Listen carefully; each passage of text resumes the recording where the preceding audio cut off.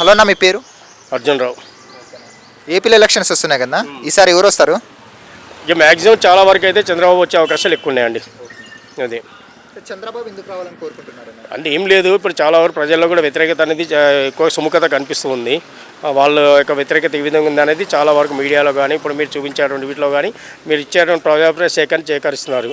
So దీంట్లో కూడా చాలామంది చెప్పేటువంటి విషయం అదే కనిపిస్తుంది. అంటే ఇక్కడ ఏమవుతుందంటే అతను తీసుకున్నటువంటి నిర్ణయాల వల్ల తప్పు నిర్ణయాలు ఎక్కువైపోయినాయండి. ఫస్ట్ 3 రాజధానుల విషయంలోనే ఫెయిల్ అయిపోయాడు అక్కడ.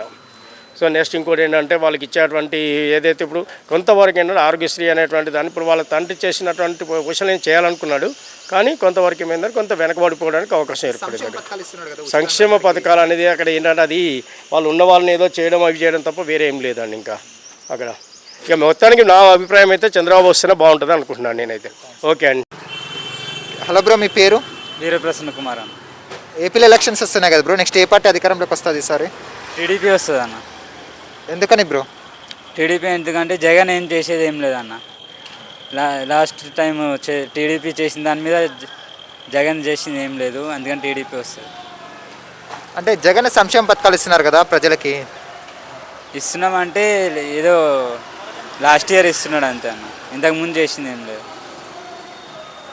అంటే సంక్షేమ పథకాలు ఇవ్వడం ద్వారా ప్రజలు ఏమైనా సోమరులు అవుతున్నారా? సోమవారం అయితే అవుతున్నారన్న, ఈజీగా తెలుస్తుంది కదా. మరి టీడీపీ వస్తుందని ఎందుకు అలా గట్టిగా చెప్తున్నారు?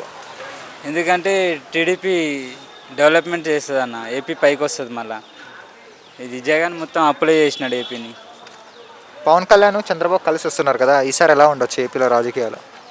అంటే రెండు కలిసినాయి కాబట్టి జగన్ని మళ్ళా పోగొట్టేటట్టు చేస్తారన్న.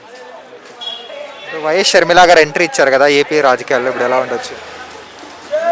అంటే ఎట్లనో జగన్ ఓడిపోతాడని తెలుసు కాబట్టి ఆమెకి ముందే ఒప్పుకొని ఇటు సైడ్ వచ్చేసింది. ఎట్లనో ఆమె అటు సైడ్ ఉంటే ఓడిపోతుందని తెలుసు కాబట్టి ముందు జాగ్రత్తగా తీసుకున్నాను. అంటే షర్మిల పార్టీ రావడం వల్ల జగన్కే నష్టం అనుకోవచ్చా ఏపీలో? జగన్కి నష్టం అన్న మొత్తం. ఎందుకు అనుకోవచ్చు? అంటే ఆయన ఏం చేస్తున్నాడు, ఎట్లా చేస్తున్నాడు, ప్లానింగ్స్ అన్నీ తెలుస్తాయి కదా అన్న. అట్లా కొంతమంది షర్మిల జగన్ ఇద్దరు ఒకటే అంటున్నారు. అట్లా ఏం లేదన్న.